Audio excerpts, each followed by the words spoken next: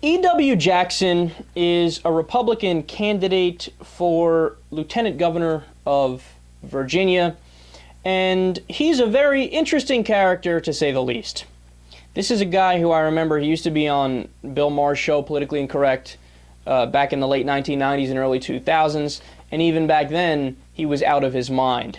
When I tell you he is a Bible fundamentalist, I mean he is a Bible fundamentalist. Or at least he thinks he's a Bible fundamentalist, because apparently he's never even read the Bible, he doesn't know what's in there, because he buys into the same, oh, Bible's against abortion, Bible hates gay people, blah, blah, blah, blah, blah. Meanwhile, I don't see him protesting outside of Red Lobster or the fish market, because eating shellfish is an abomination in the eyes of God.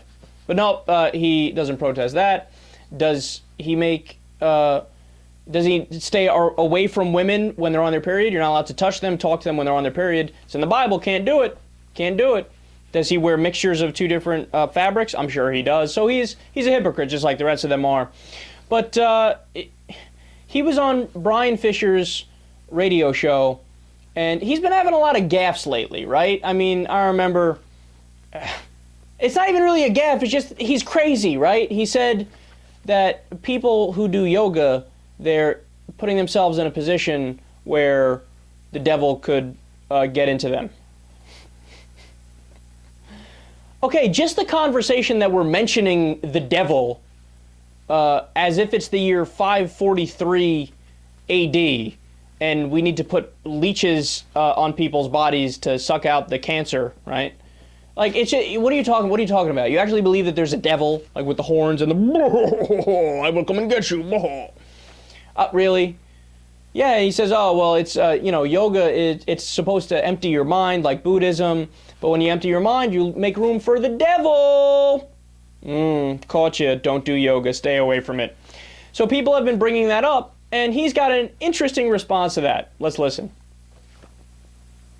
Brian, it's a sad commentary on our media and culture today that anybody who expresses a biblical worldview is marginalized and, frankly, not to put too fine a point on it, persecuted for doing so. And I think that's a sad commentary.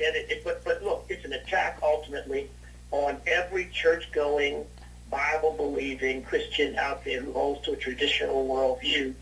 And frankly, I think one of my roles is to champion their right to hold their views without being persecuted for it. And I think Americans are tired of being told that holding to Judeo-Christian values somehow makes you an idiot, as you put it, makes you backwoods, makes you ignorant, and unless you buy into the sort of contemporary morality of the day, you are a person to be shunned.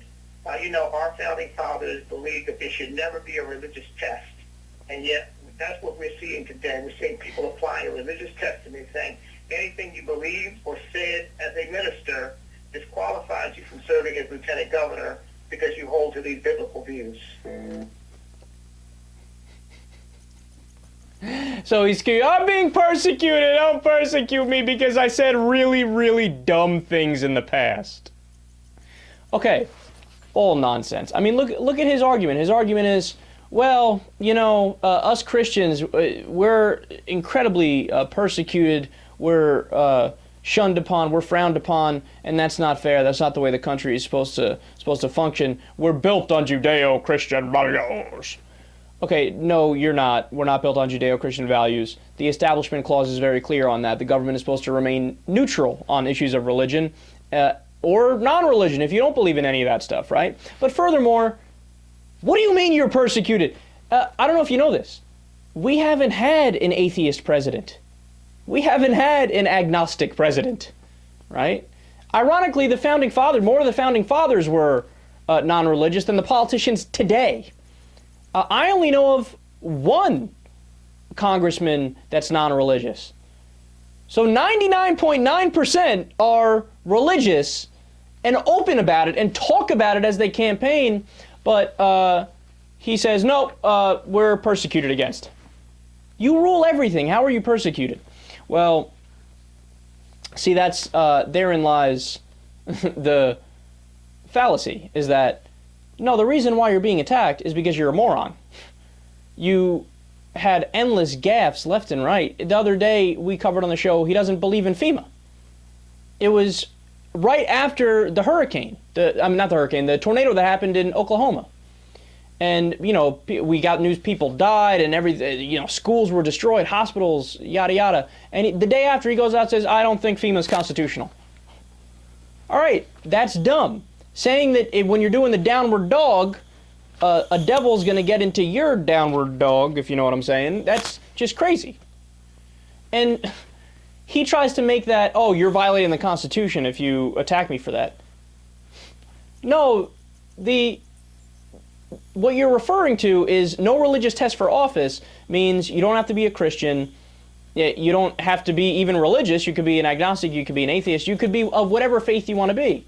That's the point of that. It doesn't mean that we can't weigh into consideration the moronic things you've said, especially if they happen to be religious moronic things. It doesn't mean we're not that wasn't a normal moronic thing. We can't weigh that because it was a religious moronic thing. We can't think about that. No, of course you can consider that.